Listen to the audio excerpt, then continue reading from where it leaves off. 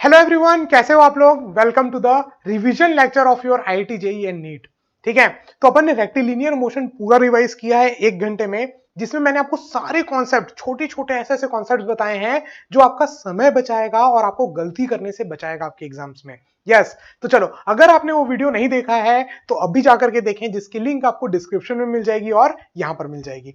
ठीक है, चलो, तो आज उसी तरीके से अपन प्रोजेक्टाइल मोशन रिवाइज करेंगे, जिसमें मैं आपको वही छोटी छोटी सारी बातें बताऊंगा जो आपका समय बचाएगी और आपका सिलेक्शन को निश्चित करेगी। ठीक है, चलो, तो इसमें अपन अब कॉन्सेप्ट्स के साथ साथ कुछ कुछ एग्जांपल्स भी रहेंगे, क्योंकि बिना एग्जांपल्स के आईआईटी जेईई की तैयारी करना इज नॉट पॉसिबल। चलो, तो अपन ये सारी चीज स्टार्ट करेंगे बिना किसी देरी के। लेकिन अगर आप नए हैं इस चैनल में तो चैनल को सब्सक्राइब करें, वीडियो को लाइक करना पसंद आए तो, और इसे शेयर करना, ताकि मुझे भी मोटिवेशन मिले आपके लिए और ऐसे ऐसे वीडियोस बनाने का। चलिए, तो बिना किसी देरी के लेट्स स्टार्ट द लेक्चर। चलो, तो देखो, प्रोजेक्टाइल मोशन है क्या। मैंने आपको क्या कहा था, जब भी किसी ऑब्जेक्ट पे एक कांस्टेंट फोर्स लगे, मतलब एक कांस्टेंट एक्सेलरेशन हो। एक्सेलरेशन एक वेक्टर क्वांटिटी है, मतलब मैग्नीट्यूड भी कांस्टेंट और डायरेक्शन भी कांस्टेंट। तो वो पार्टिकल सिर्फ दो टाइप के मोशन कर सकता है, या तो स्ट्रेट लाइन मोशन या फिर पैराबोलिक मोशन।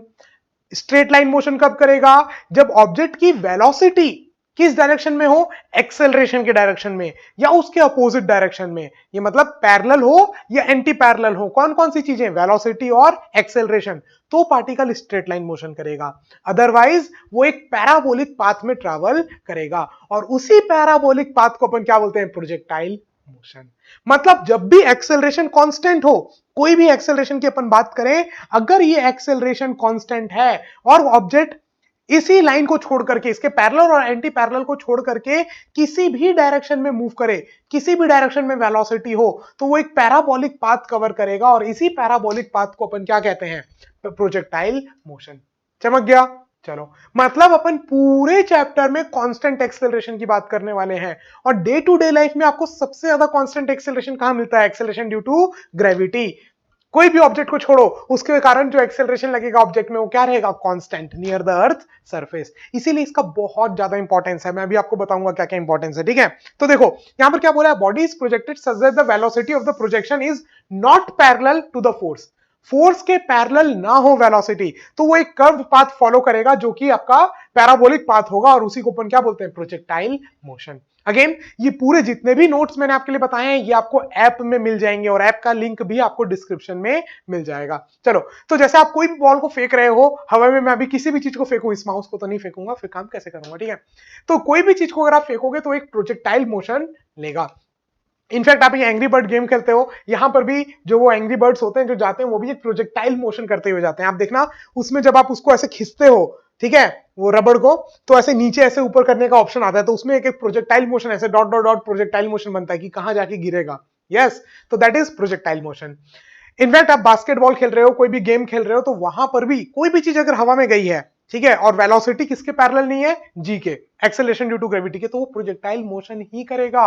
इनफैक्ट अगर आप कोई भी एरो या फिर गन भी शूट कर रहे हो, तो वो भी प्रोजेक्टाइल मोशन करती है, पैराबोलिक पाथ कवर करती है। देखना, ये जो है ऐसे हल्का सा कर्व पाथ लेगी, and then it will go.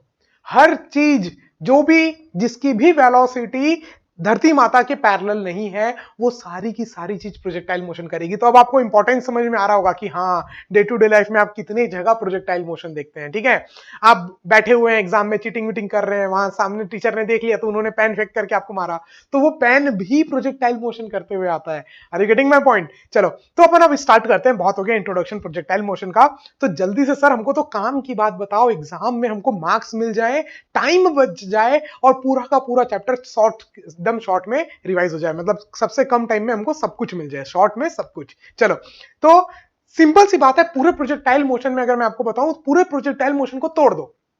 Ji constant है, तो अगर वेलोसिटी कहीं पर भी है, तो वेलोसिटी को दो डायरेक्शन में तोड़ो। किसके डायरेक्शन में, एक तो जी के डायरेक्शन में, और एक किसमें, जी के परपेंडिकुलर। और ये दोनों मोशन का एक दूसरे से कोई लेना देना नहीं होगा, बोथ विल बी इंडिपेंडेंट। ठीक है, तो क्या करा जा सकता है, प्रोजेक्टाइल मोशन को आप कंसीडर कर सकते हो दो म्यूचुअल परपेंडिकुलर मोशंस में, दो म्यूचुअल परपेंडिकुलर मोशन में, एक वर्टिकल और एक हॉरिजॉन्टल। वर्टिकल का हॉरिजॉन्टल से कोई लेना देना नहीं, और हॉरिजॉन्टल का वर्टिकल से कोई लेना देना नहीं। चमक रहा है क्या, बस। और जहां आपने इसको तोड़ दिया, वहां पर ये पूरा का पूरा प्रोजेक्टाइल मोशन कन्वर्ट हो गया किसमें, रेक्टिलिनियर मोशन में। क्यों? क्योंकि देखो जो ऊपर वेलोसिटी है नीचे एक्सेलरेशन, तो स्ट्रेट लाइन मोशन हो गया। स्ट्रेट लाइन मोशन में टाइम निकालना हो, डिस्टेंस निकालना हो, वेलोसिटी निकालना हो, किसी भी टाइम में आप निकाल सकते हो। सब रेक्टिलिनियर मोशन बन गया, तीन इक्वेशन, और जी तो कांस्टेंट है, तो रेक्टिलिनियर में भी कौन सा केस हो गया, कांस्टेंट एक्सेलरेशन वाला, जिसमें आप तीनों इक्वेशन यूज कर सकते हो, v is equal to u plus a t, s is equal to u t plus half a t square, two s is equal to v square minus u square. और horizontal में देखो, horizontal में जो आप बोल रहे हो acceleration नीचे और वेलोसिटी हॉरिजॉन्टल, तो जो हॉरिजॉन्टल वाली वेलोसिटी है भैया, क्या उस पे कोई एक्सेलरेशन है, ना ना ना ना ना। तो बच्चों वाला क्वेश्चन बन गया, कांस्टेंट वेलोसिटी से जा रहा है, जाते जा रहा है, जाते जा रहा है, जाते जा रहा है, जाते जा रहा है, कब तक, जब तक पार्टिकल हवा में है तब तक। ये बात याद रखना। खत्म, तीन चीज तो खत्म, time of flight, maximum height और रेंज। कैसे, अभी आप लोग खुद निकालोगे। देखो, पार्टिकल को आपने फेंका किसी भी वेलोसिटी से किसी भी डायरेक्शन में, उसके दो टुकड़े होंगे, एक जी के डायरेक्शन में, जी नीचे है ना भाई साहब, यहां पर ये देखो, एक जी यहां पर ऐसे नीचे है, तो एक जी की लाइन में हुआ, जी की डायरेक्शन में बोलना गलत है, जी की लाइन में हुआ एक, ठीक है, पैरेलल या एंटी पैरेलल, और एक परपेंडिकुलर में। तो जो ऊपर वाली वेलोसिटी है ये तो भैया इसके कारण तो लीनियर मोशन करेगा और इसके कारण आगे जाते जाएगा, तो लीनियर मोशन कर रहा है, ऐसे ऊपर और नीचे आ रहा है, और इस वेलोसिटी के कारण आगे जाते जा रहा है, तो ऐसा प्रोजेक्टाइल मोशन आपको दिखा। तो किसी भी प्रोजेक्टाइल मोशन को समझने के लिए आप दो डायरेक्शन में तोड़ सकते हो, एक वर्टिकल और एक हॉरिजॉन्टल, दोनों का एक दूसरे से कोई लेना देना नहीं। ऊपर जा रहा है तो एक्सेलरेशन है, जिसके कारण क्या होगा, वेलोसिटी धीरे धीरे धीरे कम होके जीरो, जैसे ही जीरो हो गई, धरती माता तो खींच ही रहा है उसको, बुला रहा है आजा, तो फिर वो बॉल वापस आएगी नीचे, और इधर आगे जाते जा रही है कांस्टेंट स्पीड से, you cos theta, constant speed से हॉरिजॉन्टल में जाते जा रही है, जाते जा रही है, कब तक, जब तक पार्टिकल हवा में है। क्लियर? चलो अब यहां पर मैं आपके सामने तीन चीज डिफाइन करता हूं। टाइम ऑफ फ्लाइट, जितना देर पार्टिकल हवा में है उसको बोलेंगे टाइम ऑफ फ्लाइट। सर इसमें कुछ समझने की जरूरत ही नहीं है। मैक्सिमम हाइट, मैक्सिमम क्यों बोल रहे हैं, अरे भैया बहुत सारी हाइट है, यहां पर देखो ये भी एक हाइट है कि नहीं, ये भी एक हाइट है, ये भी एक हाइट है, ये भी एक हाइट है, तो इन सब में से मैक्सिमम हाइट कौन सी है, मैक्सिमम हाइट बीचों बीच वाली होगी। देखो मैक्सिमम हाइट, तो ये मैक्सिमम हाइट कितनी होती है उसके बारे में पढ़ेंगे। और रेंज, रेंज का मतलब जहां से फेंका और जहां पर गिरी, इन दोनों के बीच का डिस्टेंस जो होता है इसको बोलते हैं रेंज। चलो, तो मेरे को बताओ टाइम ऑफ फ्लाइट किसके ऊपर डिपेंड करेगा, कितनी देर तक पार्टिकल हवा में था, वो तो सिर्फ इस बात के ऊपर डिपेंड करेगा ना कि भैया ऊपर डायरेक्शन में कितनी रफ्तार है। अब आप कोई मिल गया कि ऋतिक रोशन हो गए, तो फिर टाइम ऑफ फ्लाइट इनफाइनाइट हो जाएगा, क्योंकि बॉल आएगी ही नहीं वापस, है कि नहीं। चलो, तो अपन उसकी बात नहीं कर रहे, एक्सेप्शन मूवीज की बात। चलो, तो एक बॉल है, उसको अगर आपने ऊपर फेंका यू साइन थीटा, या इसको मैं बोल देता हूं एक बार के लिए यू वाई, क्या बोल देता हूं मैं इसको, यू वाई, और इसको बोल देता हूं यू एक्स, मतलब एक्स डायरेक्शन वाली वेलोसिटी और वाई डायरेक्शन वाली वेलोसिटी। चलो, तो यू वाई जितना ज्यादा होगा उतनी ज्यादा देर तक पार्टिकल हवा में रहेगा, उतना देर तक ऊपर जाएगा, फिर रुकेगा, फिर वापस आएगा, है कि नहीं। तो टाइम ऑफ फ्लाइट किसके ऊपर डिपेंड कर रहा है, यू वाई या यू एक्स। तो आप बोलोगे sir it will depend on you y, it will not depend on you x. Same वैसे ही कितनी हाइट तक गया ये किसके ऊपर डिपेंड करेगा, भैया ऊपर वाली वेलोसिटी के ऊपर, है कि नहीं। तो it will depend on you Y, चलो, not on you X. Now range कितना आगे तक गया, तो आप बोलोगे सर कांस्टेंट स्पीड से जा रहा है यूएक्स की, और कितना देर तक गया वो किसके ऊपर डिपेंड कर रहा है, कितना देर तक गया वो यूआई, मतलब कि range will depend on both UI also and UX also. ठीक है, जो रेंज है आपका वो यूआई के ऊपर भी डिपेंड करेगा और यूएक्स के ऊपर भी डिपेंड करेगा। कैसे करेगा देखते हैं। चलो ज्ञान की बात देख लेते हैं, क्या क्या पढ़ा अपन ने ज्ञान की बात, कि हॉरिजॉन्टल और vertical motion are independent of each other, कोई लेना देना नहीं। ठीक है, इसको इससे कोई लेना देना नहीं, इसको उससे कोई लेना देना नहीं। जो हॉरिजॉन्टल डायरेक्शन में वेलोसिटी है उसमें कोई एक्सेलरेशन नहीं है, मतलब वो कांस्टेंट वेलोसिटी से जा रहा है, बच्चों वाला सवाल बन रहा है। उसके बाद कब तक कांस्टेंट वेलोसिटी से चलेगा, जब तक वो हवा में है। ठीक है, अपन ये मानेंगे कि भैया जमीन में गिर गया तो रुक गया, बाउंस बाउंस नहीं किया जब तक अनटिल एंड अनलेस आपको बोला हुआ है। ठीक है, तो एक बार उठा जा करके जमीन में गिर गया। ओके, सो कब तक जा रहा है कांस्टेंट वेलोसिटी से, जब तक वो हवा में है, और कब तक वो हवा में, वो कौन बताएगा, time of flight, capital T. चलो ठीक है क्या, चलो आगे बढ़ते हैं। चलो तो देखते हैं अपन टाइम ऑफ फ्लाइट, रेंज और मैक्सिमम हाइट का फॉर्मूला जल्दी से आप खुद डिराइव करेंगे, क्योंकि रेक्टिलिनियर मोशन आप पढ़ चुके हो, और मैंने आपको बताया जैसे ही आपने वेलोसिटी को दो हिस्सों में तोड़ा, जैसे आपने यहां पर तोड़ा ना, ये देखो आपने वेलोसिटी को तोड़ दिया, वेलोसिटी क्या थी u और थीटा एंगल, तो एंगल के पास वाला cos थीटा, एंगल के दूर वाला sin थीटा, याद है ना कैसे तोड़ते हैं। अरे भैया आजकल तो बच्चों बच्चों को पढ़ा दिया जाता है क्लास 9 से ही, है कि नहीं।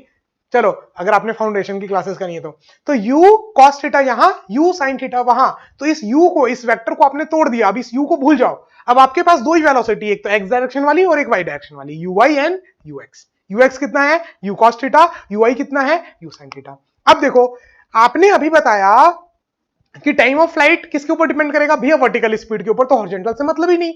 वर्टिकल स्पीड कितनी है, ui। अब अपन को क्या निकालना है, कितनी देर तक हवा में था, मतलब देखो जाते समय उसकी स्पीड कितनी थी, ui। अब सोचो, आपको ये बात पता होगी, रेक्टिलिनियर मोशन में अपन ने बात करी थी कि जिस पार्टिकल को आपने जिस स्पीड से फेंका है, जब वो वापस आएगा उस पॉइंट में तो उसकी वही रफ्तार होगी नीचे डायरेक्शन में।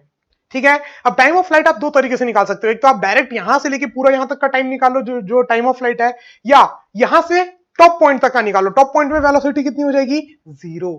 तो जाने का कितना टाइम, उतना ही आने का टाइम, इंटू 2 कर लो। तो कैसे भी निकाल सकते हो, तो सिंपल है। मान लो मैंने माना ऊपर डायरेक्शन में स्पीड थी u sin थीटा और वापस आने के बाद u sin थीटा नीचे, एक्सेलरेशन नीचे g।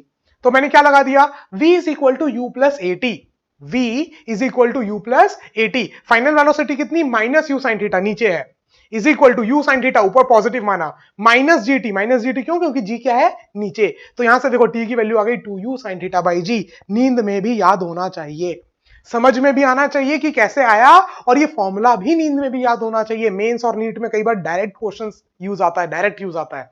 उस समय ये नहीं कि भैया हम तो रटेंगे नहीं, हम तो रटते नहीं, हम तो सब कुछ समझते हैं। समझते रहो भैया, फिर वहां बैठ के डिराइव करते रहो, टाइम चला जाएगा। कॉम्पिटेटिव एग्जाम है, ठीक है, समझना भी जरूरी है और कुछ कुछ चीजों को याद करना भी जरूरी है। चलो, तो कैसे निकाला, किस स्पीड से ऊपर फेंका था और वापस आ गया उसी स्पीड से नीचे, तो v is equal to u plus a t निकाला, लगाया तो t की वैल्यू आ गई 2u sin थीटा बाई जी। चलो रेंज, अब रेंज कैसे निकालोगे, सर आपने बताया कि कांस्टेंट वेलोसिटी से चल रहा है हॉरिजॉन्टल में, कितनी ux, कांस्टेंट वेलोसिटी से चल रहा है, और कब तक चल रहा है, इतना देर तक चल रहा है।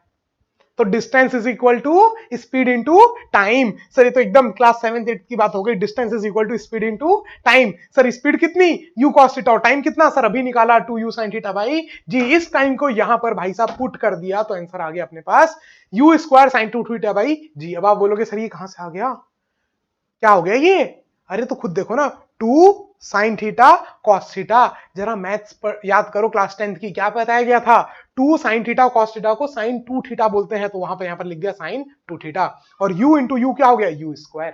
तो रेंज का फॉर्मूला क्या गया, u square sine 2 theta by g. चमक गया, पक्का सभी को। चलो आगे देखते हैं। Now maximum height, maximum height भी किसके ऊपर डिपेंड करेगा, वर्टिकल स्पीड के ऊपर। इनिशियल स्पीड कितनी है, यू sin थीटा, फाइनल कितनी है, 0 टॉप पॉइंट में, क्योंकि जब तक वेलोसिटी 0 नहीं होगी ऊपर जाते जाएगा जाते जाएगा जाते जाएगा।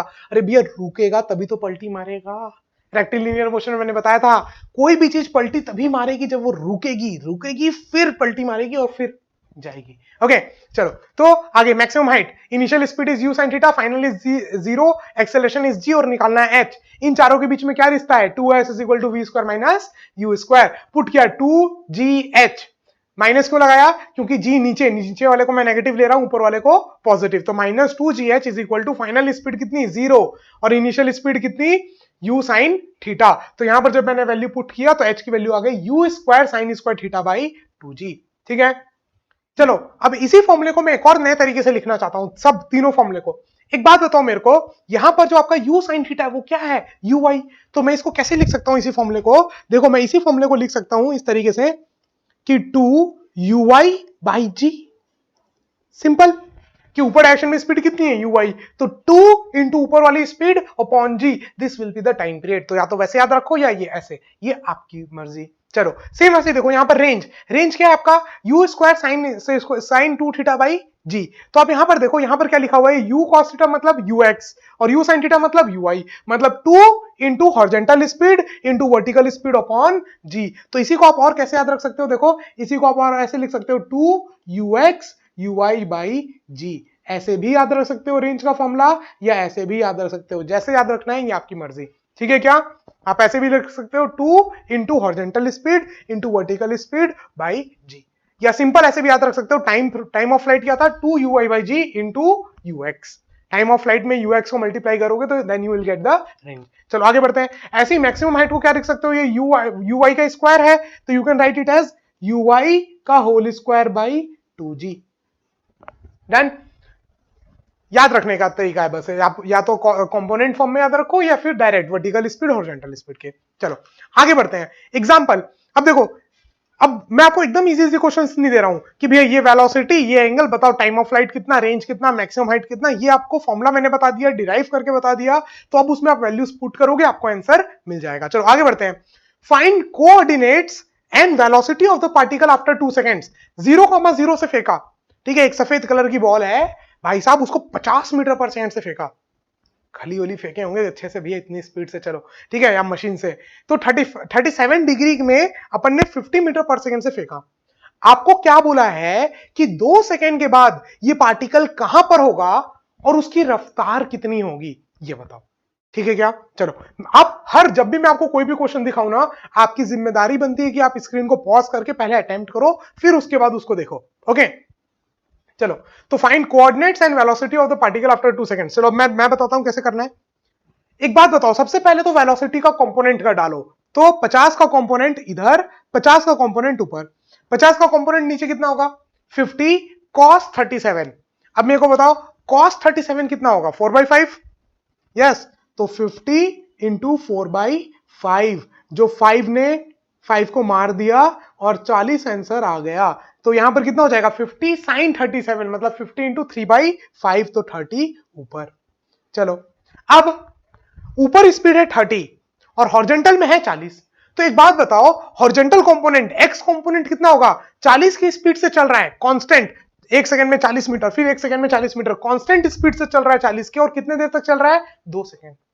2 सेकंड के बाद बताना है, तो 2 सेकंड में कितना चलेगा, 40 इंटू 2 80। ठीक है, तो हॉरिजॉन्टल कंपोनेंट एक्स जो है वो कितना आ गया, 80। अब वाई कंपोनेंट निकालना है कि ऊपर कितना गया।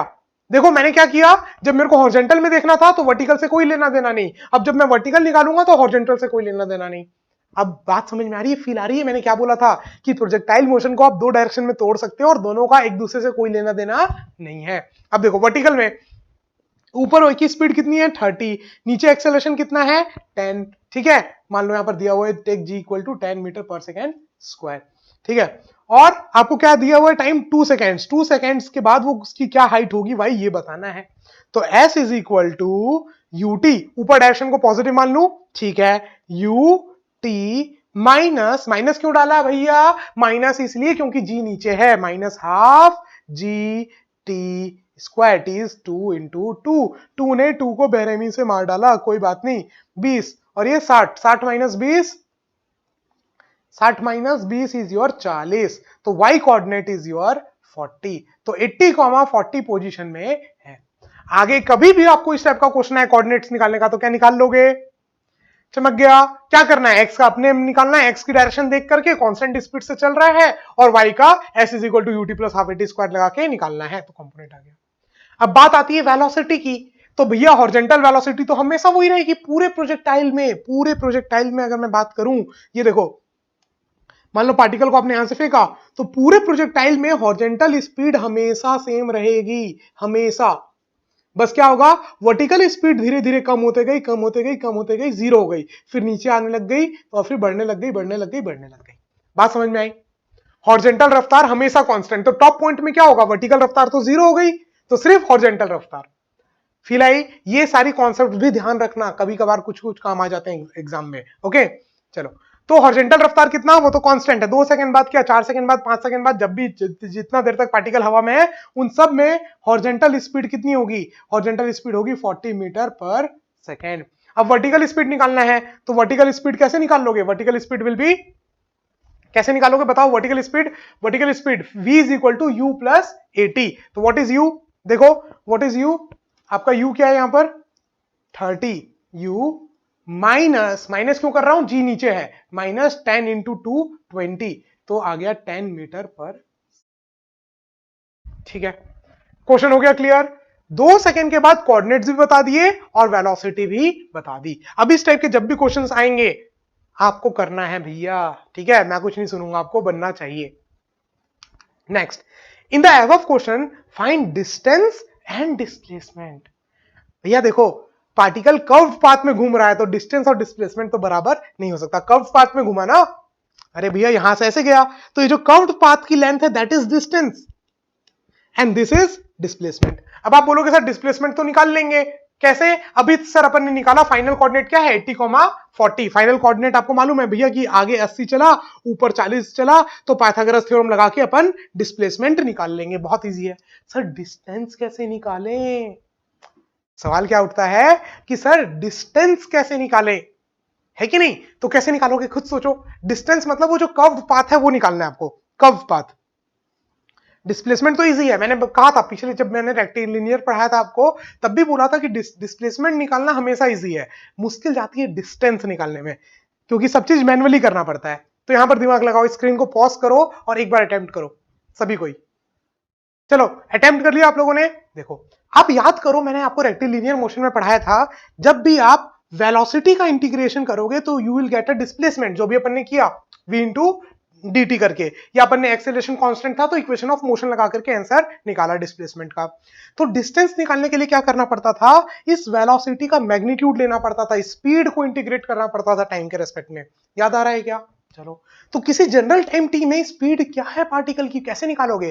पहले तो आप ये निकालो किसी जनरल टाइम टी में वेलोसिटी क्या है। तो किसी जनरल टाइम टी में हॉरिजॉन्टल स्पीड क्या होगी, ये बताओ?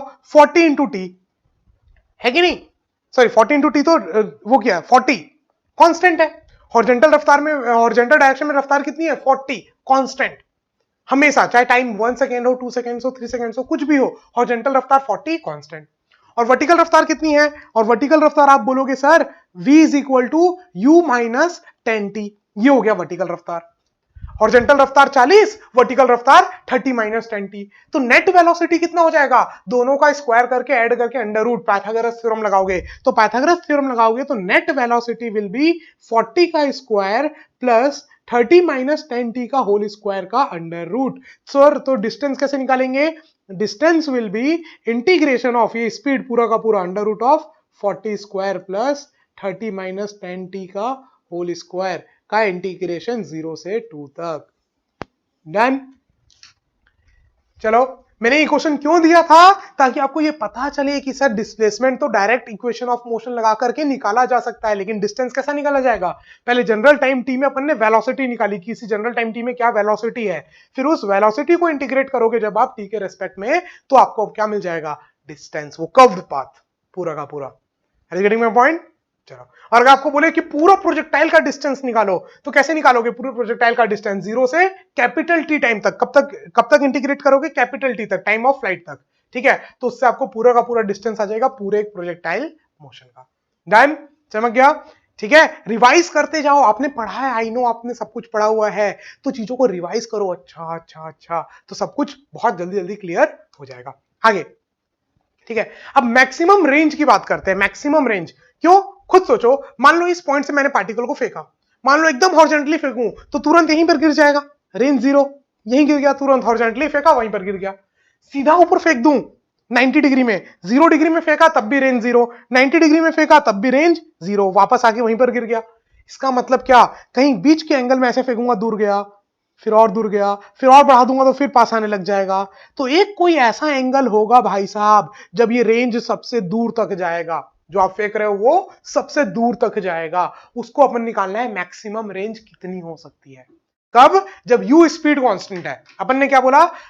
एक आदमी मैक्सिमम जिस स्पीड से फेंक सकता है वो फिक्स्ड है, कि भैया मैक्सिमम ये 15 मीटर पर सेकंड से ज्यादा फेंक ही नहीं सकता, तो u फिक्स कर दिया। अब बोला कि थीटा बताओ कि जब उसका मैक्सिमम रेंज हो। अरे गेटिंग माय पॉइंट? ये बताया जाता है, वो गेम स्पोर्ट्स खेलते हैं ना, फेंकने का क्या बोलते हैं उसको, पत्थर बड़ा सा बॉल होती है, उसको फेंकना आता है दूर, ठीक है, तो उसको कितने एंगल में आप फेंको कि वो मैक्सिमम रेंज कवर करे।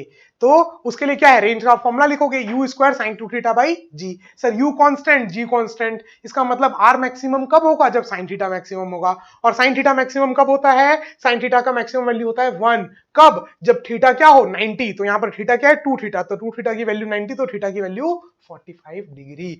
नींद में भी याद होना चाहिए कि कब मैक्सिमम रेंज जाएगा 45 डिग्री में। अगर आप किसी भी चीज को फेंक रहे हो, उसको आप 45 डिग्री में फेंको, तभी वो सबसे ज्यादा दूर तक जाएगा। डन, चमक गया? पक्का? चलो, इजी सा कॉन्सेप्ट था, और ये तो जनरली बच्चों को याद रहता ही है, एक बार पढ़ने के बाद ही याद हो जाता है। चलो, तो आगे आगे की बात करते हैं। चलो, अब आपने बचपन में क्लास 6 7 8 में मैथमेटिक्स में पढ़ा होगा कि कॉम्प्लीमेंट्री एंगल्स क्या होते हैं। थीटा और 90 माइनस थीटा को अपन कॉम्प्लीमेंट्री एंगल बोलते हैं, ठीक है। ये प्रोजेक्टाइल मोशन का कॉन्सेप्ट नहीं है, ये आपके मैथ्स का कॉन्सेप्ट है कि थीटा और 90 माइनस थीटा को अपन कॉम्प्लीमेंट्री एंगल्स बोलते हैं। जैसे मान लो 10 डिग्री और 80 डिग्री, ये दोनों क्या है, कॉम्प्लीमेंट्री एंगल, ठीक है। अगर मैं बोल दूं 15 डिग्री और 75 डिग्री, तो ये दोनों क्या है, कॉम्प्लीमेंट्री एंगल। 30 और 60 जिनका दोनों का सम 90 हो, देखो दोनों का सम 90 हो, ऐसे एंगल्स को अपन बोलते हैं कॉम्प्लीमेंट्री एंगल्स। और हमेशा हमेशा पास आओ, ध्यान से सुनो, हमेशा कॉम्प्लीमेंट्री एंगल्स का रेंज सेम होगा। मतलब 10 डिग्री में फेंकोगे सेम स्पीड से, देखो याद रखना, ये बात जनरली लोग बताना भूलते हैं कि स्पीड फिक्स्ड रखोगे तब उसकी बात कर रहे हैं अपन भाई साहब, ठीक है, फिक्स्ड स्पीड में। तो थीटा और 90 माइनस थीटा मतलब 10 डिग्री में और 80 डिग्री में आप फेंको चीजों को, 10 डिग्री और 80 डिग्री दोनों में रेंज क्या होगा, सेम। मतलब आपने मान लो 10 डिग्री में फेंका और 80 डिग्री में फेंका, तो इन दोनों में हमेशा रेंज सेम होगा, ठीक है। तो कॉम्प्लीमेंट्री एंगल्स में रेंज हमेशा सेम होगा। मैक्सिमम कब होगा, 45 डिग्री में, मैक्सिमम कब होगा, 45 डिग्री में। चलो, थीटा एंगल 45 के जितने पास होगा उतनी ज्यादा रेंज। अब कई बार आपको बोला जाता है बताओ रेंज किस एंगल की ज्यादा होगी, ठीक है। जैसे एक एग्जांपल मैं आपको दूंगा, जो एंगल 45 के सबसे पास होगा उसकी रेंज सबसे ज्यादा होगी। डन, याद रहेगा, बहुत इंपॉर्टेंट है, मेंस नीट ने कई बार क्वेश्चन पूछा डायरेक्ट, मैं आपको बताऊंगा, ठीक है। ये पॉइंट इंपॉर्टेंट है, याद रखना, जो एंगल 45 के पास उसकी रेंज ज्यादा, ठीक है। और जो 45 से बराबर दूरी उनकी रेंज सेम। जैसे आप जब भी कॉम्प्लीमेंट्री एंगल देखोगे तो 45 से बराबर दूरी होगी, देखो 45 और 80 के बीच में एंगल निकालो और 10 और 35 के बीच में एंगल निकालो, देखो शायद दोनों साइड 35 आएगा, 35 प्लस 10 इज 45, 45 प्लस 35 40 50 70 80, दोनों साइड 35 डिग्री का अंतर है। तो जो 10 डिग्री है वो भी 45 से 35 डिग्री की दूरी पे है, 80 डिग्री जो है वो भी 45 से 35 डिग्री की दूरी पे है। तो जो बराबर दूरी में रहेंगे उनकी रेंज सेम होगी। मतलब कॉम्प्लीमेंट्री एंगल्स हमेशा 45 से बराबर डिग्री बनाएंगे। चमक गया, इंपॉर्टेंट थी ज्ञान की बात, सीधे कृष्ण जी से आ रही है, ओके, विष्णु जी से। चलो, अब एक एग्जांपल है, जल्दी से स्क्रीन को पॉज करो और अटेम्प्ट करो। क्या बोला है कि सेम स्पीड, देखो सेम स्पीड से फेंका दो एंगल में, एक 42 और एक 49 डिग्री, बताओ किस में रेंज ज्यादा होगी। आप बोलोगे सर जो 45 के ज्यादा पास होगा, 45 के ज्यादा पास होगा उसकी रेंज ज्यादा होगी। सर जल्दी से बना दो 45, ओहो सबमिट गया, क्या हो गया, 45 45 और 42 के बीच में कितना अंतर है, 43 44 45, 3 डिग्री का अंतर, यहां पर कितना है, 3 डिग्री का अंतर। और आगे देखो 45 के बाद 46 47 48 49, 4 डिग्री का अंतर। तो कौन ज्यादा पास है 45 के, सर 42 वाला। तो range in case of 42 degree will be more then in case of 49 degree. कितना इजी हो गया। अब आप सोचो खाली 4 फॉर्मूले रिवाइज करके जाते, वहां सोचते रह जाते भैया 42 डिग्री और 49 डिग्री कैसे निकालें। कॉन्सेप्ट, ऐसे ही छोटे छोटे कॉन्सेप्ट आपको देखो आपका एग्जाम में टाइम भी बचाएंगे और आपकी एक्यूरेसी भी बढ़ाएंगे, ठीक है। तो अगर लेक्चर पसंद आ रहा है तो भैया लाइक भी करना और अपने सारे दोस्तों को शेयर करना, ठीक है। क्योंकि मैं आपके लिए पूरे क्लास 11th और पूरे क्लास 12th का शॉर्ट वीडियो लाने वाला हूं। हर 2 से 3 दिन में एक वीडियो आएगा, ठीक है। क्योंकि बोर्ड वर्क अगर करना पड़ता है, रिकॉर्डिंग एडिटिंग एंड बहुत टाइम टेकिंग है, ठीक है। और मैं अकेले ही सब कुछ करता हूं, तो इसलिए थोड़ा टाइम लगेगा, ठीक है। चलो आगे, एक और अच्छा सवाल पहली बार के लिए, ठीक है। अगर आप पहली बार कर रहे हैं तो आपके लिए अच्छा सवाल है, मतलब इसमें आपको एक तरीका मिलेगा कि अच्छा इस टाइप के क्वेश्चन को ऐसे सोचना है, इस टाइप के क्वेश्चन को ऐसे सोचना है। अगर आपके क्लास में कोई बहुत होशियार है जो सारे क्वेश्चंस को जल्दी कर रहा है, भैया इसका मतलब उसको ये सारे तरीके पता है और आपको नहीं पता। अपन अपने आप को गधा समझ लेते हैं, ना ना ना ना ना, सबको इक्वली टैलेंटेड हो, ओके। जो काम एक बार आप कर चुके हो दोबारा में आपको इजी लगेगा ही लगेगा। Are you getting my point. चलो, तो अब आप भी इन सारे सवालों के एक्सपर्ट्स बन जाओगे, डोंट वरी, ठीक है। पूरा सीरीज में लास्ट तक रहना। और इन सारे वीडियोस के बाद आपको टेस्ट भी देने को मिलेगा, जो आप ऐप में जाकर के, ऐप की लिंक आपको डिस्क्रिप्शन में मिल जाएगी, जहां जा करके आप टेस्ट दे सकते हो, जिसकी प्राइस बहुत ही कम होगी, 45-50 के आसपास रुपीज के आसपास होगी, ओके। जिसमें आपके वहां पर वो वीडियो टेस्ट भी होगा और उस टेस्ट का वीडियो सॉल्यूशन भी होगा, ठीक है, लाइव वाले का। मतलब अभी अगर आप अभी दोगे तो लाइव आप उसका सॉल्यूशन अटेंड कर सकते हो। जैसे रेक्टिलिनियर, प्रोजेक्टाइल और रिलेटिव का एक ही टेस्ट है, एक ही टेस्ट में ये तीनों है। तो तीनों लेक्चर देखने के बाद ही आप वो टेस्ट को देना। चलो बिना किसी देरी के ये क्वेश्चन कर रहे थे अपन। A projectile is thrown with a speed of 100 meter per second, making an angle of 60 degree with the horizontal. Find the time after which final velocity vector makes 90 degree with the initial velocity vector. Screen को pause करो और attempt करो, और attempt होने के बाद ही play button दबाना, नहीं तो पाप पड़ेगा भैया, देख लो मेरी पूरी मेहनत बेकार हो जाएगी। क्योंकि देखो जब अपना दिमाग ना किसी चीज के ऊपर रिसर्च करता है, क्यों नहीं आ रहा क्यों नहीं आ रहा, तो उसको बहुत क्यूरियोसिटी होती है, अरे कैसे आएगा कैसे आएगा, और जब उस क्यूरियोसिटी में उसको आंसर पता चलता है ना, तो वो हमेशा याद रहता है। और आपका मन ही नहीं है, हाँ कोई बता दिया, कान से सुन के निकल गया, वो तुरंत भूल जाओगे। बट आपने मेहनत करी है किसी चीज के लिए, तो आप उसको कभी नहीं बोलोगे। इसलिए मैं बोल रहा हूं भाई साहब, पागल थोड़ी हूं मैं, पागल कुत्ते ने थोड़ी काटा है कि पहले अटेम्प्ट करो फिर आंसर देखना। चलो तो अटेम्प्ट कर लिया होगा आपने पॉज करके, कम टाइम में बताना है और मैं क्या। चलो, अब प्रोजेक्टाइल को आपने फेंका 100 मीटर पर सेकेंड से 60 डिग्री में, 100 मीटर पर सेकेंड से। अब देखो हो क्या रहा है, फील करते हैं पूरा, ठीक है, पूरा फील करते हैं, कुछ भी रटने का नहीं है, कुछ भी रटने का नहीं है, यहां पर सब कुछ फील कराऊंगा। 60 डिग्री। अब एक बात बताओ, जैसे जैसे पार्टिकल ऊपर जाते जाएगा, इसकी हॉरिजॉन्टल से एंगल बढ़ेगी कि कम होगी, खुद सोचो। हॉरिजॉन्टल से एंगल कम होते जाएगी। आपने ऐसे फेंका, जैसे जैसे ऊपर जाते जाएगा, हॉरिजॉन्टल डायरेक्शन से जो एंगल है, देखो एंगल ज्यादा था, कम होते गया कम होते गया कम होते गया, जीरो हो गया।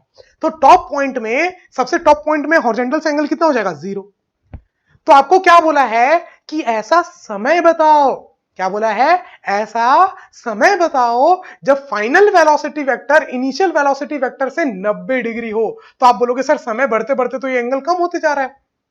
फाइनल वेलोसिटी वेक्टर और इसके बीच में अगर आप देखोगे तो एंगल बढ़ रहा है। पहले ये था इनिशियल और यही फाइनल। अब इनिशियल यहां फिक्स्ड है, ठीक है, इनिशियल यहां फिक्स्ड है, और फाइनल देखो, फाइनल ऐसे बढ़ते जा, कम होते जा रहा है, कम होते जा रहा है, कम होते जा रहा है, ऐसे 60 हो गया। तो इसका मतलब यहां से लेके यहां तक कहीं पर भी फाइनल वेलोसिटी वेक्टर और इनिशियल वेलोसिटी वेक्टर 60 से ज्यादा नहीं है, मतलब इसके आगे और जाएगा। अब देखो जब इसके आगे और जाएगा पार्टिकल, तो फाइनल वेलोसिटी वेक्टर ये और इनिशियल वेलोसिटी वेक्टर कहीं था ऊपर। तो अब ऐसा आ सकता है कि इनके बीच में 90 डिग्री हो। तो इस पॉइंट का टाइम निकालना है। सवाल समझ में आया, फील आ गई। अब कुछ नहीं बचा भैया। देखो हॉरिजॉन्टल के कितना ऊपर था इनिशियल वेलोसिटी वेक्टर, कितना ऊपर था, 60। तो मतलब नीचे कितना होना पड़ेगा, 30। फाइनल वेलोसिटी वेक्टर को हॉरिजॉन्टल के 30 नीचे होना पड़ेगा, तभी टोटल एंगल कितना होगा, 90 डिग्री। इनिशियल वेलोसिटी वेक्टर और फाइनल वेलोसिटी वेक्टर के बीच में 90 डिग्री हो। ऐसा मैं नहीं कह रहा हूं, ऐसा सवाल कह रहा है करने के लिए। तो अब देखो, अब आपको यह पता चल गया कि भैया फाइनल वेलोसिटी वेक्टर हॉरिजॉन्टल के 30 डिग्री नीचे है। चलो, हॉरिजॉन्टल रफ्तार कितनी है, वो तो चेंज नहीं होगी। हॉरिजॉन्टल रफ्तार कितनी हो जाएगी, 100 cos 60। cos 60 मतलब sin 30 के बराबर 1/2 मतलब 50। और ऊपर से एक्शन में जो स्पीड है वो कितनी हो जाएगी, 100 sin 60, 100 √3/2 मतलब 50 √3, 50 √3। अब देखो, ठीक है, तो हॉरिजॉन्टल स्पीड चेंज नहीं होगी, तो यहां पर भी हॉरिजॉन्टल स्पीड कितनी, 50, जो इनिशियल थी 50, यहां पर भी फाइनल स्पीड 50। चलो वर्टिकल स्पीड पर मान लेते हैं कि कुछ हो गई होगी वी कितनी हो गई होगी, वी। चलो, तो हॉरिजॉन्टल कितनी 60 और वर्टिकल कितनी वी, और इन्हीं दोनों का रिजल्टेंट के डायरेक्शन में तो ये फाइनल नेट स्पीड होगी। Are you getting my point, जो कितने डिग्री में है, 30 डिग्री में। तो बताओ, टेन थीटा लगा करके आप इनके बीच में रिश्ता निकाल सकते हो, 30 डिग्री 50 और v y. Tan theta will be p by b. याद आ रहा है क्या, क्लास 10 में पढ़ा था, what is tan theta, perpendicular upon base, मतलब v y upon 50 is equal to tan 30। तो यहां से आपके पास क्या वैल्यू आ जाएगी, वी वाई की वैल्यू आ जाएगी। देखो क्या इक्वेशन बना, टेन, भाई साहब क्या इक्वेशन बना, देखो tan 30 degree is equal to v y by 50। तो वी वाई की वैल्यू आ जाएगी 50 इंटू 1030, 1/√3। डन, 1/√3। तो 50/√3 आ गई वी वाई। अब इनिशियल स्पीड कितनी थी वी वाई, ऊपर देखो इनिशियल वी वाई स्पीड कितनी थी, यहां पर दिखाई देगा क्या, यहां पर दिखाई देगा, देखो इनिशियल ऊपर डायरेक्शन में स्पीड कितनी थी, 50√3। फाइनल स्पीड नीचे कितनी है, 50/√3। एक्सेलरेशन कितना है नीचे, 10। तो टाइम निकालना है, तो आप कैसे निकाल लोगे, v is equal to u plus 80। What is the final speed, minus 50/√3 is equal to v is equal to u, u is 50√3 minus 10t। तो t की वैल्यू आ जाएगी, देखो कहां लिखूं, यहां पर लिख देता हूं, ये देखो यहां पर, देखो यहां पर लिख रहा हूं, ओके। तो final, this is your final speed, this is your initial speed, this is your acceleration and this is time. तो final speed is equal to initial speed minus 10t। तो 10t की वैल्यू हो जाएगी 50√3 plus 50/√3, और ये 10 को उधर ले जाओ by 10। So this one will be the answer. ठीक है, चमक गया? चमक गया सबको? कैसे निकाला? आपको क्या बोला, final velocity vector initial velocity vector से 90 डिग्री होना चाहिए। तो आपने देखा कि अच्छा इनिशियल तो हॉरिजॉन्टल के 60 ऊपर है, तो फाइनल वाले को हॉरिजॉन्टल के 30 नीचे होना पड़ेगा, तब टोटल 90 होगा। तो अगर ये 30 नीचे है और हॉरिजॉन्टल रफ्तार चेंज नहीं हो रही, 50 की 50 है, तो वहां से आपने वर्टिकल रफ्तार निकाल लिया। और एक बार जब आपको वर्टिकल रफ्तार मिल गई, इनिशियल रफ्तार पता थी वर्टिकल की और फाइनल पता चल गई, तो वहां से आपने टाइम निकाल लिया कि कितने देर में स्पीड ऊपर 50√3 से नीचे 50/√3 हो रही है। चमक गया? इस टाइप के जितने भी क्वेश्चंस बनेंगे बन जाएंगे, पक्का प्रॉमिस।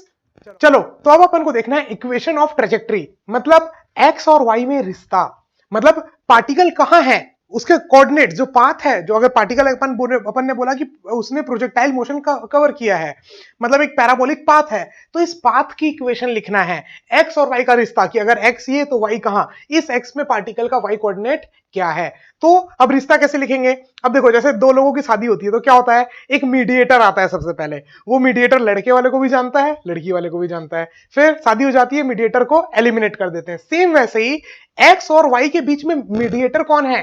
T, time. टाइम का रिश्ता एक्स के साथ और टाइम का रिश्ता वाई के साथ अपन पढ़ चुके हैं, याद करो।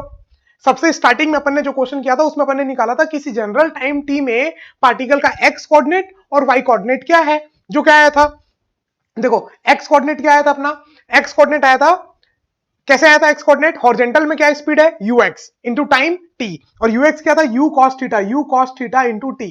ये आ गया था एक्स कोऑर्डिनेट, मतलब x और t का रिश्ता। सेम वैसे ही अपन ने y और t का रिश्ता निकाला था, y का कैसे निकाला था, u sin theta t, s is equal to ut minus half g t square. Yes, y और t का रिश्ता, x और t का रिश्ता। अब क्या करना है, t को एलिमिनेट कर देना है, मीडिएटर को एलिमिनेट कर देना है। तो t की वैल्यू यहां से उठाओ, t की वैल्यू यहां से क्या आ जाएगी, x upon u cos theta, और इस वैल्यू को जब यहां पर आप पुट कर दोगे t और यहां पर, तो आपके पास इक्वेशन आ जाएगी, इक्वेशन ऑफ ट्रेजेक्टरी। बहुत सिंपल था, ये बात पता चल रही है आपको, बहुत ज्यादा सिंपल था ये बात। चलो, तो देखो x और t का रिश्ता, y और t का रिश्ता है, t को एलिमिनेट कर रहे हैं, t की वैल्यू उठा के यहां पर अपन ने पुट की दी, जो जो कट रहा था अपन ने काट दिया, जैसे u अपॉन यू कट रहा था, साइन अपॉन कॉस 10 लिख दिया अपन ने, बाकी सारी चीजों को अपन ने ऐसे लिख दिया। तो एक फॉर्मूला ये आ गया जो आपको याद होना चाहिए, y is equal to x tan theta minus g x square upon 2u square cos square theta. ये तो काम आएगा ही। अब इसमें अपन ने एक और कलाकारी करी, क्या कलाकारी करी भैया, अपन ने साइन थीटा से मल्टीप्लाई और डिवाइड कर दिया। क्यों किया, क्योंकि देखो यहां पर यू स्क्वायर, टू एक बाहर है, एक कॉस थीटा, सर अगर एक और साइन थीटा से मल्टीप्लाई कर दें तो two cos theta sine theta बन जाएगा साइन टू थीटा, और u square sine two theta by g तो सर आर का फॉर्मूला था।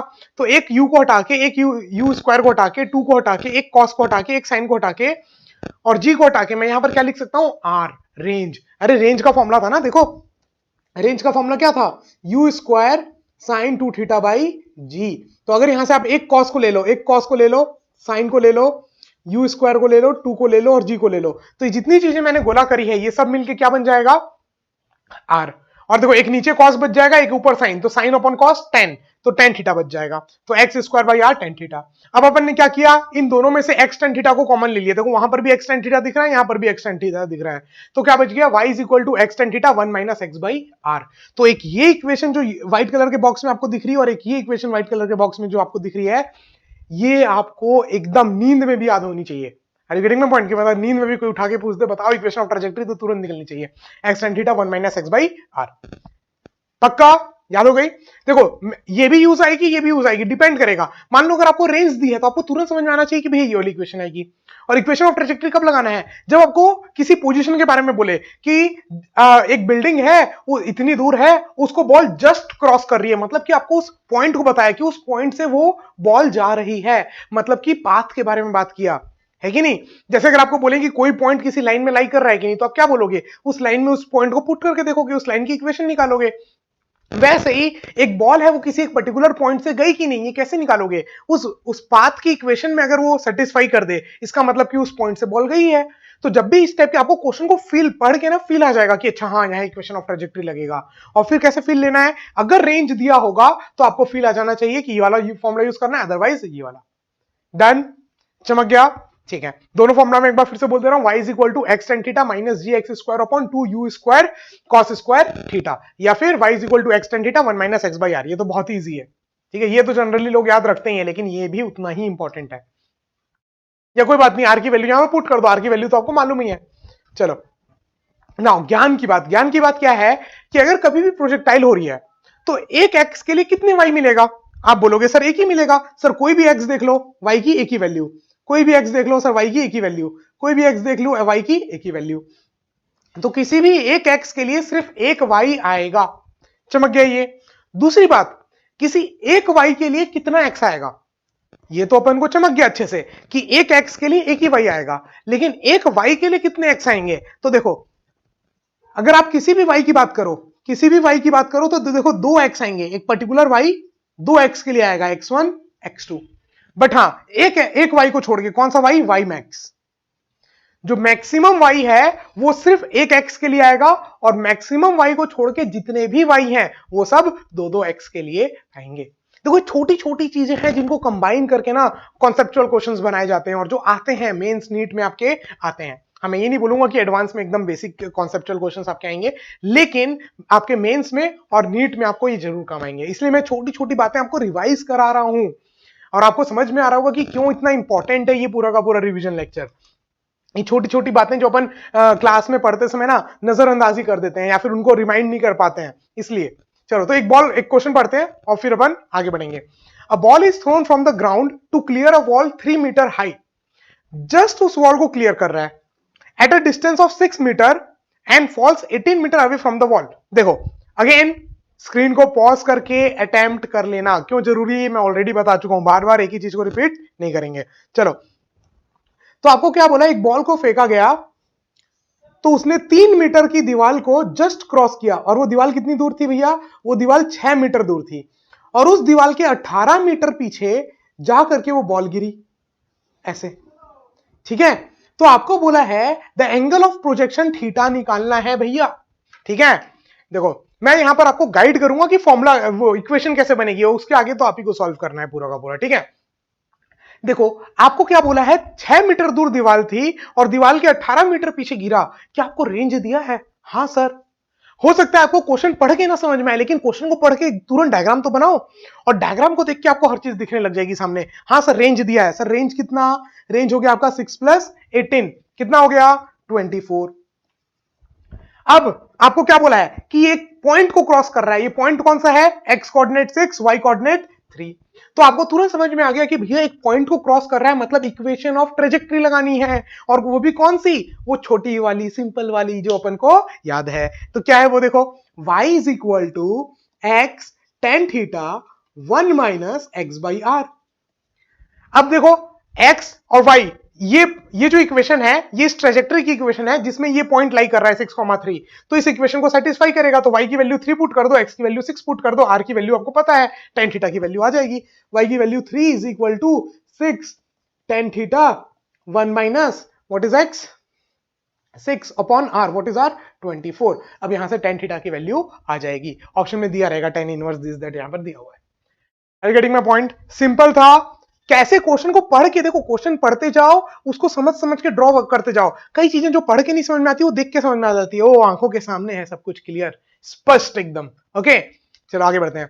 अब कई लोग, अब यहां पर अलग अलग टॉपिक ऐसे एग्जाम क्लास में पढ़ाए जाते हैं। Projectile from a horizontal projectile from a tower, oblique projectile from a tower. अरे भैया अगर मैंने आपको जितने कॉन्सेप्ट बताए अभी, अगर वो आपके दिमाग में है, अभी आपने रिवाइज कर लिए हैं, तो ये सब आपको अलग से कुछ भी पढ़ने की जरूरत नहीं है।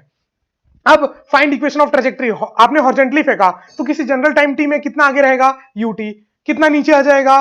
u इक्वल टू 0 था नीचे वर्टिकल स्पीड में, g एक्सेलरेशन से नीचे आ रहा है, तो t टाइम में कितना नीचे आ जाएगा? तो आप क्या बोलोगे? x जो था वो तो ut हो गया, और y जो था वो कितना हो जाएगा? s is equal to ut plus half t square, तो 0 plus half g t square. तो y हो गया, x हो गया, यहां से t की वैल्यू उठा के यहां पुट कर दो, इक्वेशन ऑफ ट्रेजेक्टरी आ जाएगा। मतलब कॉन्सेप्ट बस इतना है कि वेलोसिटी के दो टुकड़े कर दो और दोनों का आपस में कोई लेना देना नहीं। अब चाहे यहां से अपने हॉरिजॉन्टली फेंका हो, चाहे ऑब्लिकली फेंका हो, ऊपर फेंका हो, चाहे नीचे फेंका हो, आप सारे क्वेश्चन सॉल्व कर लोगे अगर आपको कॉन्सेप्ट क्लियर है तो। Are you getting my point? चलो आगे बढ़ते हैं फिर। अब एक और सवाल है, यहां पर स्क्रीन को पॉज करो और अटेम्प्ट करना। पहले सवाल सुन लो। एक पार्टिकल को सेम रफ्तार से फेंका, देखो यू, बट 5 डायरेक्शन में फेंका, एक नीचे, एक इधर, एक इधर, इधर, इधर, 5 अलग अलग डायरेक्शन में एक पार्टिकल को अपन ने यू स्पीड से फेंका। आपको क्या बोला है? Compare time of flight. सभी के लिए टाइम ऑफ फ्लाइट कंपेयर करो और बताओ किसको सबसे ज्यादा समय लगेगा धरती माता को छूने में और किसको सबसे कम। And then second one, find final speed when particle strikes the ground. सारे के सारे पार्टिकल आके तो धरती माता में स्ट्राइक करेंगे ही। कोई मिल गया कि ऋतिक रोशन ने तो मारा नहीं है कि वो आएंगे नहीं वापस कभी, ठीक है? तो ये सारे के सारे पार्टिकल्स जितने भी हैं वो आके धरती माता को तो टकराएंगे। तो वो किस रफ्तार से टकरा रहे हैं उसको कंपेयर करो कि किसकी ज्यादा किसकी कम। स्क्रीन को पॉज करो, अटेम्प्ट करो। चलो अब देखो, सिंपल सी बात है सर, टाइम ऑफ फ्लाइट किसके ऊपर डिपेंड करता है? वर्टिकल स्पीड के ऊपर। तो वर्टिकल स्पीड ऊपर जिसकी सबसे ज्यादा, उसका सबसे ज्यादा टाइम। सबसे ज्यादा वर्टिकल स्पीड ऊपर किसकी है? फिफ्थ वाले की, क्योंकि इसका तो कुछ कंपोनेंट होगा, इसका तो ऊपर डायरेक्शन में कुछ है ही नहीं, इसका तो नीचे डायरेक्शन में और जल्दी जाएगा और ये सबसे जल्दी। तो मतलब कि 1 वाला सबसे जल्दी, उससे धीरे 2, उससे धीरे 3, उससे धीरे 4, उससे धीरे 5। तो टाइम पीरियड 5 का सबसे ज्यादा, फिर 4 का, फिर 3 का, फिर 2 का, फिर 1 का। चलो now the second thing is final speed of the particle. भाई साहब सबकी same. Final speed of 1 is equal to final speed of 2 is equal to final speed of 3 is equal to final speed of 4 is equal to final speed of 5। अब आप बोलोगे sir ऐसा कैसे? एक को ऊपर फेंका वी से, एक को इधर फेंका, एक को इधर फेंका, एक को नीचे फेंका, तो सबके सब बराबर स्पीड से कैसे पहुंचे ग्राउंड में? भैया खुद सोचो, अब निकाल लेना। अगर आपको मेरे ऊपर भरोसा नहीं है तो मैं आपको एक लॉजिक दे रहा हूं, सिंपल सा लॉजिक। फिफ्थ वाले पार्टिकल को देखो, अगर उसको आपने यू से ऊपर फेंका है तो जब वो ऊपर जाके वापस आएगा तो उसकी स्पीड नीचे यू रहेगी। अब देखो, फिफ्थ वाला पार्टिकल और 1 वाला पार्टिकल की कंडीशन सेम हो गई, दोनों स्पीड नीचे यू, तो सेम डायरेक्शन में पहुंचेंगे, है कि नहीं? चलो अब बाकी के लिए अगर मैं आपको लॉजिक दूं, आप यहां से भी निकाल सकते हो, सबके सबको कोई भी एंगल लेके अगर आप निकालोगे तो आपका आंसर सेम आएगा, सारी वेलोसिटी सेम आएंगी। बट इसका एक और लॉजिक देता हूं मैं आपको, वर्क एनर्जी थ्योरम से समझो। सारे के सारे पार्टिकल जो पांचों पांचों डायरेक्शन में आपने फेंके, उस पांचों डायरेक्शन के टाइम वो पार्टिकल का position same, final position same, तो change in potential energy same, yes और नो? और इनिशियल काइनेटिक एनर्जी सबकी सेम, तो फाइनल काइनेटिक एनर्जी भी तो सबकी सेम होनी पड़ेगी। मैकेनिकल एनर्जी कंजर्व्ड है, यस और नो? तो total potential energy plus kinetic energy is going to be conserved. Starting में सबकी काइनेटिक एनर्जी सेम, स्टार्टिंग में सबकी पोटेंशियल एनर्जी सेम, फाइनल सबकी पोटेंशियल एनर्जी सेम, तो क्या फाइनल सबकी काइनेटिक एनर्जी सेम नहीं होगी? होगी। इसका मतलब फाइनली भी सबकी velocity same. Are you getting my point? अब आप बोलोगे सर जिसको हॉरिजॉन्टली फेंका उसके नीचे जाने में ज्यादा होनी चाहिए क्योंकि उसके पास हॉरिजॉन्टली भी होगा। अरे भैया इसके पास हॉरिजॉन्टल रफ्तार होगा तो वर्टिकल कम होगा, और दोनों का जब नेट निकालोगे तो वो फाइनल बराबर ही आएगा सबका। फील आ रही है क्या? वर्क एनर्जी थ्योरम से समझ लो, क्लास 9th में पढ़ा है ना। वर्क एनर्जी थ्योरम क्या था कि total mechanical energy is conserved, potential energy plus kinetic energy initial is equal to potential energy final plus kinetic energy final. तो initial potential energy same, kinetic energy same, final potential energy same, तो final kinetic energy भी same होगी। Clear? Done? चमक गया पूरा? चलो तो अपन ने ज्ञान की बात कर ली। चलो एक लास्ट ज्ञान की बात करते हैं अभी अच्छे से। ये बहुत ज्यादा इंपॉर्टेंट है, कई बार सवाल पूछा गया है, ठीक है? इसका मैं आपको मैथमेटिकली कैसा है वो भी बताऊंगा, और उससे ज्यादा प्यारा है इसका लॉजिकल रीजन, कि सोचना एक बार, ठीक है? पहले तो मैं आपको ये बता दूं ये फैक्ट है क्या। ये फैक्ट ये है कि अगर किसी पार्टिकल को आपने फेंका है तो ये पार्टिकल सेम हाइट को 2 बार क्रॉस करेगा, तो अलग अलग टाइम में करेगा। मान लो एक T1 और एक T2, यस और नो? अगर मैक्सिमम हाइट नहीं है, मैक्सिमम हाइट को छोड़ के अगर मैं कोई भी हाइट की बात करूं तो उस हाइट को 2 बार क्रॉस करेगा, एक बार जाते समय ऊपर और एक बार वापस आते समय। अरे इसमें तो कोई रॉकेट साइंस नहीं है। तो वो T1 और T2 और ये दोनों का टाइम का समय का एडिशन जो होगा वो हमेशा टोटल टाइम ऑफ फ्लाइट के बराबर होगा। ये बहुत इंपॉर्टेंट रिजल्ट है। अब इसको सोचो कैसे आया, मैथमेटिकली भी बताऊंगा। मैथमेटिकली तो आप लोग फाइंड आउट कर सकते हो, सेम हाइट एच के लिए टाइम निकालोगे, क्वाड्रेटिक बनेगी, 2 टाइम आएगा, दोनों को ऐड करोगे तो वो कैपिटल टी के बराबर आएगी, ठीक है? बट वो उतना पूरा मैथमेटिकली मैं आपको नहीं बता रहा हूं, मैं आपको लॉजिकल रीजन दे रहा हूं इसका कि लॉजिकली आप कैसे सोच सकते हो। चलो, तो लॉजिकली सोचने के लिए मैं चाहूंगा कि आप लोग एकदम मतलब एकदम ओपन माइंड होकर के एकदम थोड़ा कॉन्सेंट्रेट करके सोचो। मान लो एक पार्टिकल है, उसको धरती माता से मैंने ऊपर फेंका। मान लो ऊपर फेंकने के बाद एक पर्टिकुलर हाइट तक जाने में उसको टाइम लगा टी, या मान लो मैं बोलूं 2 सेकेंड। ठीक है, अब यहां से इसको पूरा टोटल टॉप तक जाने में लगा मान लो 6 सेकेंड। तो अब वापस आने में भी यहां से यहां तक 6 सेकेंड ही लगेगा। ये तो आपने क्लास 9th में ही पढ़ा था कि ऊपर जाने में जितना समय लगता है नीचे आने में भी उतना ही समय लगता है। तो यहां से ऊपर जाने में 6 लगा, तो यहां से आने में वापस 6 लगेगा। यहां से पूरा ऊपर जाने में कितना लगा था? 8 सेकेंड। तो यहां से यहां आने में भी कितना लगेगा? 8 सेकेंड। मतलब यहां से यहां आने में भी टाइम कितना लगेगा? 2 सेकेंड। ये बात फील आई? मतलब जो टाइम यहां से यहां लगा वही टाइम यहां से यहां वापस आने में लगा। तो खुद सोचो, जो टाइम यहां से यहां लगा T1, वही टाइम यहां से यहां तक लगेगा T1। सोचो ना, जो टाइम यहां से यहां जाने में लगा आपको T1, जितनी हाइट ऊपर गए, यहां पर भी तो उतनी हाइट नीचे आ रहे हो, सेम। तो यहां पर भी वही टाइम लगेगा। तो यहां से यहां तक का टाइम लगा T1, और पूरा यहां से लेके यहां तक का टाइम जो था वही तो था आपका T2। तो T1 प्लस T2 देखो टोटल टाइम ऑफ फ्लाइट के बराबर हो गया। तो लॉजिकली भी आप इसको सोच सकते थे, ठीक है, बट इतना दिमाग चलना चाहिए, और अगर इतना दिमाग चल रहा है तो बस भाई खत्म, गंगा नहा लियो आप। चलो, तो आगे देखते हैं projection from a moving platform. तो सबसे पहले केस में ये बालक है भैया, ये ट्रक में बैठा हुआ है, खड़ा है, और अब ये यहां से बॉल को फेंकेगा सीधे ऊपर, वर्टिकली ऊपर फेंक रहा है। ठीक है, ये पहला वाला केस है। दूसरे केस में देखेंगे जब ये किसी और एंगल में फेंकेगा। तो अब ये ट्रक के रेस्पेक्ट में, with respect to truck, truck के रेस्पेक्ट में इसने ये बॉल को ऊपर फेंका यू स्पीड से। अब 3 केसेस के बारे में अपन बात करेंगे। पहला केस ए क्या है कि ये ट्रक यूनिफॉर्म वेलोसिटी से चल रही है। दूसरा केस क्या, ये ट्रक एक्सेलरेट कर रही है, और तीसरा डी एक्सेलरेट कर रही है। ठीक है, तो तीनों केसेस में मेरे को ये बताओ कि कब उसके बॉल जो है उसी के हाथ में आके गिरेगी, कब उसके आगे आके गिरेगी, और कब उसके पीछे। बॉय खड़ा है, एक ही जगह खड़ा है, उसने बॉल को सीधे ऊपर फेंका अपने रेस्पेक्ट में, ट्रक के रेस्पेक्ट में। ये तीनों केसेस में मेरे को बताओ कब बॉल उसके हाथों में गिरेगी, कब उसके आगे और कब उसके पीछे। अटेम्प्ट करो पॉज करके। चलो, आई थिंक आपने ये आंसर दिया होगा कि सर अगर ये यूनिफॉर्म वेलोसिटी से चल रही है तो बॉल उसी के हाथ में आगे गिरेगी। क्यों? क्योंकि ये देखो, अगर आप देखोगे इसको ग्राउंड के रेस्पेक्ट से देखोगे तो इस बॉल पे एक आगे स्पीड होगी, जो भी यूनिफॉर्म स्पीड होगी, मान लो v, ट्रक की जो स्पीड है v, वही स्पीड इस बॉल की भी है v, और ऊपर u। तो अब जितने देर में ये बालक जो है वो आगे आएगा, मतलब मान लो टी टाइम में कितना आगे आ जाएगा? vt। तो ये बॉल भी जो है वो गोल घूम के कितनी आगे आएगी? v into T. तो वापस उसी बालक के हाथ में ही बॉल गिरेगी। कब? जब ये ट्रक किस में चल रही होगी? यूनिफॉर्म वेलोसिटी से। बात समझ में आई क्या? क्योंकि अपन ने क्या बोला, ट्रक के रेस्पेक्ट में उसने बॉल ऊपर फेंकी थी, तो ट्रक के रेस्पेक्ट में ऐसा लगेगा बॉल ऊपर गई और उसी के हाथ में आई। बट ग्राउंड से जो देखेगा उसको क्या लगेगा कि बॉल ऐसे आई और ये आदमी भी ऐसे आया। Are you getting my point? और दोनों बॉल की और आदमी की, दोनों की हॉरिजॉन्टल स्पीड कितनी थी? v, इसलिए दोनों एक साथ यहां पहुंचे और दोनों कैच कर लिए। ठीक है, मतलब बॉय ने बॉल को कैच कर लिया। अब सेकेंड केस, अगर ये एक्सेलरेट कर रही होगी, ठीक है, इस इंस्टेंट में जब इसने बॉल फेंका उस समय में मान लो ट्रक की स्पीड थी v, तो बॉल की स्पीड तो अब सिर्फ v है। अब एक्सेलरेट कौन किया? आदमी। तो बॉल यहां से यहां पहुंची, लेकिन आदमी क्या हो गया? ज्यादा आगे पहुंच गया। तो सेकंड केस में, बी वाले केस में, आदमी यहां पहुंच गया। बॉल की तो डायरेक्शन फिक्स्ड है भैया, बॉल तो यहीं पहुंचेगी, बॉल यहीं पहुंचेगी वापस ऊपर जाके, वापस आने के बाद। ए वाले केस में आदमी यहां पर था तो उसके हाथ में आई थी। बी वाले केस में आदमी आगे आ गया, मतलब बॉल उसके पीछे गिरेगी। और सी केस में सोचो, डी एक्सेलरेट हो रहा है, डी एक्सेलरेट हो रहा है मतलब कि वेलोसिटी v जो है वो कम होने लग गई, मतलब कि सी वाले केस में तो आदमी यहां तक भी नहीं पहुंच पाएगा, यहां पर रहेगा सी वाले केस में, सी केस में। इसका मतलब थर्ड वाले केस में जब ये ट्रक डी एक्सेलरेट हो रही होगी तो आदमी पहले ही रुक जाएगा, बॉल आगे तक चली जाएगी, तो उसके आगे बॉल गिरेगी। आई थिंक ये तीनों तो बहुत इजी था सोचना। ठीक है क्या?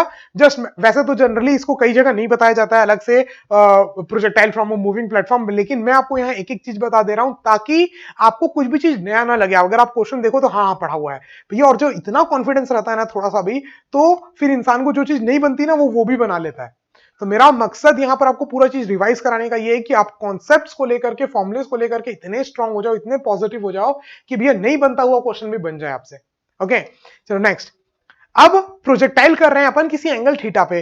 तो देखो अगेन सेम वैसा ही है, पहले अपन देखेंगे ट्रक के रेस्पेक्ट में क्या हो रहा है और एक बार ग्राउंड के रेस्पेक्ट में क्या हो रहा है। और इस केस में अपन सिर्फ यही मान रहे हैं कि जो ट्रक है वो यूनिफॉर्म वेलोसिटी v से चल रही है। ठीक है, यूनिफॉर्म वेलोसिटी u से चल रही है और आपने यहां पर जो फेंका है वो v स्पीड से फेंका है। देखो तो क्या मैं इस v के दो कंपोनेंट कर सकता हूं, दो टुकड़े? हाँ सर, एंगल के पास वाला cos थीटा, एंगल के दूर वाला sin थीटा। तो this one will B v cos theta and this one will B v sin theta.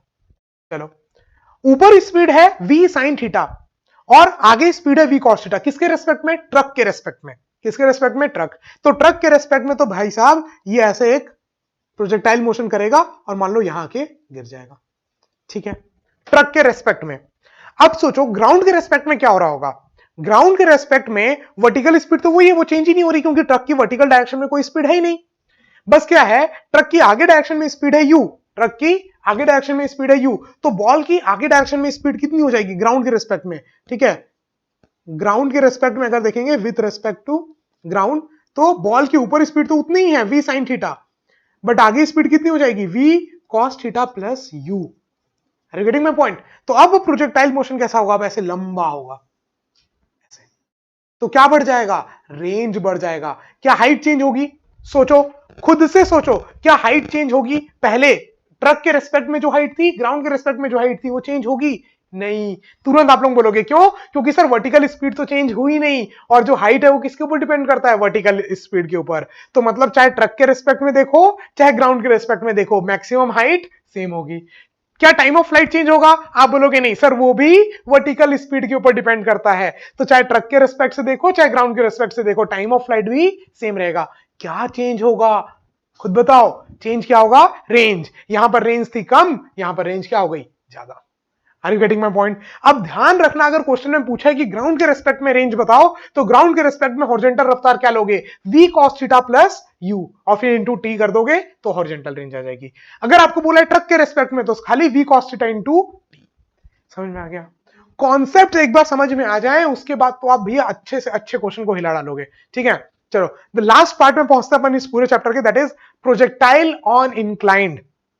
Again मैं जैसा आपको बोला हूं, अगर आपको कॉन्सेप्ट की फील आ रखी है, अगर आपने खाली फॉर्मूले को रटा नहीं है, उन फॉर्मूले को कहां से आए हैं वो चीज को समझा है, तो आपके लिए कुछ भी डिफिकल्ट नहीं है। ठीक है, वही सारा कॉन्सेप्ट मैं आपको यहां पर लगाऊंगा, प्रोजेक्टाइल ऑन इंक्लाइंड प्लेन। ठीक है, मान लो ये कोई इंक्लाइंड प्लेन है ऑफ एन एंगल अल्फा। अब उसके ऊपर से आपने एक ऑब्जेक्ट को प्रोजेक्टाइल किया एट एन एंगल थीटा। ठीक है, तो अगेन इसमें भी तीन बातें अपन पढ़ेंगे, जैसे अपन ने आगे पढ़ी थी, time of flight, range and height. अब रेंज किस डायरेक्शन में? भाई साहब इस डायरेक्शन में, ये देखो ये डायरेक्शन में, ये डायरेक्शन में, कि यहां से फेंका यहां गिरा। तो अब इस रेंज की बात करेंगे, अब हॉरिजॉन्टल की नहीं, अलोंग द इंक्लाइंड में रेंज की बात करेंगे। मैक्सिमम हाइट कहां से? भैया ये इंक्लाइंड प्लेन से मैक्सिमम हाइट की बात करेंगे, अब ग्राउंड से नहीं कर रहे। कहां से कर रहे हैं? इंक्लाइंड। तो अपन एक काम करते हैं ना, पहले क्या लेते थे? ग्राउंड और वर्टिकल। एक काम करते हैं, अब ये दोनों डायरेक्शन अपन लेते हैं अलोंग द इंक्लाइन और परपेंडिकुलर टू इंक्लाइन, और सारे कॉन्सेप्ट वैसे ही लगाते हैं जैसे पहले लगाए थे। पहले क्या करते थे? वेलोसिटी के कंपोनेंट करते थे दो, एक हॉरिजॉन्टल में और एक वर्टिकल में। मैं बोल रहा हूं इस डायरेक्शन में करो ही मत। किस डायरेक्शन में कंपोनेंट करो? Along the inclined and perpendicular to inclined. Along the inclined मतलब ये देखो, ये येलो कलर की जो लाइन है, ये पूरी येलो कलर की लाइन, ये this one is along the inclined and this pink line is your perpendicular to inclined. तो अब अपन जो भी चीज देखेंगे इसी के रेस्पेक्ट में देखेंगे, और फिर निकालेंगे फॉर्मूला टाइम पीरियड का, रेंज का एंड हाइट का। डन? करें बिना किसी देरी के? चलो अब देखो, सबसे पहले क्या करें, एक स्पीड है, दिख रहा है क्या सबको? u कितने में? थीटा एंगल में। तो इस u के दो कंपोनेंट कर डालो, इस u का एक एंगल के पास वाला cos थीटा, एंगल के दूर वाला sin थीटा। तो इस u का यहां पर कंपोनेंट कितना होगा? u cos थीटा, और इस u का ऊपर स्पीड कितना, ऊपर कंपोनेंट कितना होगा? u sin theta. अब सर u को तो तोड़ दिया, सर g को भी तो तोड़ना पड़ेगा, क्योंकि अब अपने लिए हॉरिजॉन्टल वर्टिकल कुछ भी नहीं, अपने लिए क्या है? अलोंग द इंक्लाइंड और परपेंडिकुलर टू इंक्लाइंड। तो सर देखो, इस g के भी दो टुकड़े होंगे, तो सर उसके लिए ये एंगल लिखना जरूरी है। कैसे लिखें? सर कुछ तो जुगाड़ करना पड़ेगा। हाँ देखो, ये एंगल अल्फा है, ध्यान से देखना सभी कोई, ये एंगल अल्फा है, तो ये एंगल 90 माइनस अल्फा होगा। ठीक है, क्योंकि ये देखो पूरा 90 डिग्री है ना, ये परपेंडिकुलर टू इंक्लाइंड है, तो टोटल 90 डिग्री है। ठीक है, तो अगर ये एंगल अल्फा है तो ये एंगल होगा आपका 90 माइनस अल्फा। अब देखो ये ग्रीन वाली लाइन और ये दोनों 90 डिग्री है, तो ये 90 माइनस अल्फा, तो ये क्या हो जाएगा? अल्फा। इसका मतलब सिंपल सी बात ये है कि ये एंगल आपका है अल्फा। तो जी के दो कंपोनेंट होंगे, एंगल के पास वाला cos थीटा, एंगल के दूर वाला sin थीटा। तो this one will be g cos alpha and this one will be g sin alpha. ठीक है, अब चलो कंपोनेंट हो गया जनरल, इसको अपन अब सीधा कर देते हैं। अपन ने कर लिया ना, along the inclined and perpendicular to inclined. अब एक काम करते हैं, इसको सीधा कर देते हैं, क्योंकि सीधा में देखने की आदत है अपन को, ऐसे टेढ़ा मेढ़ा ऊपर नीचे तो देखने की आदत है नहीं। ठीक है, तो एक काम करते हैं समझने के लिए, क्योंकि अपन को जो जो तोड़ना था वो तो अपन ने तोड़ दिया। तो अब क्या करते हैं, अलोंग द इंक्लाइंड और परपेंडिकुलर टू इंक्लाइंड को अपन हॉरिजॉन्टल में और वर्टिकल प्लेन में ले आते हैं। ठीक है, तो इसको जब आप रोटेट करके ऐसे लेके आओगे, तो यू का दो कंपोनेंट था, u cos theta along the inclined और u sin theta perpendicular to inclined. देख लो जहां पर टुकड़े किए थे, इस यू के दो टुकड़े किए थे, you cos theta along the inclined, you sin theta perpendicular to inclined. Same ऐसे जी के दो कंपोनेंट थे, जी cos alpha perpendicular to inclined and ji sin alpha along the inclined. टुकड़े हो गए। बस अब आपके लिए ये बन गया, वर्टिकल मोशन का हॉरिजॉन्टल से कोई लेना देना नहीं, हॉरिजॉन्टल का वर्टिकल से कोई लेना देना नहीं। अब वापस से डिराइव करेंगे अपन क्या, तीनों, time of flight, range and maximum height. चलो अब हॉरिजॉन्टल को भूल जाओ, वर्टिकल में देखो ऊपर स्पीड कितनी है, यू sin थीटा, वही पहले थी अभी भी वही। क्या चेंज हो गया, बस जी चेंज हो गया। तो फॉर्मूला में खाली क्या चेंज हो जाएगा, टाइम ऑफ फ्लाइट का फॉर्मूला क्या था, 2u, देखो टाइम ऑफ फ्लाइट का फॉर्मूला क्या था आपका, टाइम ऑफ फ्लाइट का फॉर्मूला था 2u sin theta by g. तो क्या हो जाएगा, 2u sin थीटा बाई जी की जगह आप क्या आ जाएगा, जी cos alpha. This is your time of flight. ये किसमें था, प्रोजेक्टाइल में, और ये कब हो जाएगा, प्रोजेक्टाइल ऑन इंक्लाइन में। चमक गया, ये चमक गया सबको। क्या हुआ, प्रोजेक्टाइल जब मोशन था तो नीचे जी था, ऊपर सिर्फ यू आई था, तो अपन ने टाइम पीरियड कितना निकाला था, 2u sin theta by g. तो यहां पर क्या चेंज हो गया कि वर्टिकल स्पीड तो अभी भी उतनी है, बस जी कितना हो गया, अब जी की जगह जी cos अल्फा, तो जी की जगह जी cos अल्फा हो गया। ठीक है, क्योंकि आपको मालूम है टाइम पीरियड सिर्फ वर्टिकल वालों की चीज के ऊपर डिपेंड करता है कि ऊपर स्पीड कितनी है यू वाई, और एक्सेलरेशन नीचे कितना है जी cos अल्फा। सेम वैसे ही जो मैक्सिमम हाइट है वो भी सिर्फ इसी के ऊपर डिपेंड करेगा, इन्हीं स्पीड के ऊपर डिपेंड करेगा, यस और नो। चलो तो देखो मैक्सिमम हाइट का क्या फॉर्मूला था, देखो मेरे को बताओ, मैक्सिमम हाइट का क्या फॉर्मूला था, u square sine square theta by 2g। मतलब कि अगर मैं बोलूं तो यू वाई का होल स्क्वायर बाई 2g, यही फॉर्मूला था। तो देखो क्या हो जाएगा, you square sine square theta, ये तो पूरा का पूरा वैसे ही रहेगा, अपॉन 2, और जी की जगह क्या आ जाएगा, अब जी कितना इफेक्टिव परपेंडिकुलर में, perpendicular to incline g effective कितना है, जी cos अल्फा, तो जी cos अल्फा। कंपेयर करते जाओ, इसलिए दोनों फॉर्मूले एक साथ लिख रहा हूं। ये किसका था फॉर्मूला, प्रोजेक्टाइल का, और ये किसका था, प्रोजेक्टाइल ऑन इंक्लाइन। चमक गया। चलो लास्ट, अब रेंज। यहां पर रेंज निकालने में बस थोड़ा सा कॉम्प्लिकेशन आ जाता है, क्योंकि पिछली बार बहुत इजी था, पिछली बार हॉरिजॉन्टल डायरेक्शन में कोई एक्सेलरेशन नहीं था, लेकिन इस बार है। देखो इस बार कैसे है, इस बार आगे स्पीड तो उतनी है u cos थीटा, लेकिन इस बार अब यहां पर डी एक्सेलरेशन भी है। कितना डी एक्सेलरेशन है, यहां पर डी एक्सेलरेशन है g sin alpha, yes g sin alpha. तो अब रेंज कैसे निकालोगे, और कितना देर तक पार्टिकल जा रहा है, स्पीड आगे कितनी थी u cos थीटा, पीछे एक्सेलरेशन कितना है g sin अल्फा, और कितने देर तक आगे जा रहा है, टाइम, जो टाइम पीरियड अभी आपने निकाला था, टाइम पीरियड आपने क्या निकाला था, 2u sin theta by g, yes ये निकाला था। देखो 2u sin थीटा बाई जी, और जी की जगह क्या लिखा था आपने, g cos alpha, g cos alpha. तो ये हो गया आपका टाइम ऑफ फ्लाइट। बस अब आपको क्या निकालना है, रेंज। रेंज कैसे आएगी, आपको इनिशियल स्पीड दी है, एक्सेलरेशन दिया है, टाइम दिया है, और आपको क्या चाहिए, डिस्प्लेसमेंट एस। तो आप कौन सा फॉर्मूला लगाओगे, s is equal to u t plus half a t square. तो जैसे ही आप फॉर्मूला पुट करोगे, s is equal to u t plus half g t square, half a t square. अब ए को भी अच्छे से पुट करोगे, ठीक है। अब देखो आगे डिस्प्लेसमेंट निकालना है, रेंज निकालना है, तो range will be initial speed u cos theta into time t, ये t पूरा ये पुट करोगे t, प्लस हाफ एक्सेलरेशन कितना माइनस है, वो acceleration is negative, minus g sin alpha, acceleration is g sin alpha into T square, capital T का whole square. इस पूरी वैल्यू को यहां पुट करोगे तो आंसर आ जाएगा रेंज का। रेंज का फॉर्मूला रटने की बिल्कुल भी जरूरत नहीं है। हाँ, एक बार आप बस ये ध्यान रख सकते हो कि हाइट के फॉर्मूले में और टाइम के फॉर्मूले में जी के जगह क्या आ जाएगा आपका जी कॉस अल्फा, बस। और रेंज को तो उसी समय सॉल्व करो तुरंत, s is equal to u t plus half a t square लगा के, कुछ भी रटने की जरूरत नहीं है इसमें। क्या ये बात समझ में आ रही है? इंक्लाइंड प्रोजेक्टाइल ऑन इंक्लाइंड बहुत इजी है। टाइम ऑफ फ्लाइट निकालने के लिए और हाइट निकालने के लिए जी की जगह बस जी कॉस अल्फा पुट कर दो, खत्म। और रेंज नॉर्मल काइनेमेटिक्स लगाओ, s is equal to u t plus half a t square, और आंसर आ जाएगा। चमक गया क्या? पक्का सभी को? चलो, तो अपन ने पूरा का पूरा प्रोजेक्टाइल का रिवीजन कर लिया, हर छोटी छोटी बातें, जैसे कि अगर प्रोजेक्टाइल किसी एक हाइट को क्रॉस कर रहा है दो टाइम में T1 और T2, तो उन दोनों का सम कैपिटल T के बराबर होगा। कई बार कई सारे क्वेश्चन में ना ये चीज तुरंत डायरेक्टली यूज आ जाती है, और उस समय अगर इसको आप निकालने बैठो तो 5 मिनट भी जाएंगे और आंसर आएगा कि नहीं वो अलग।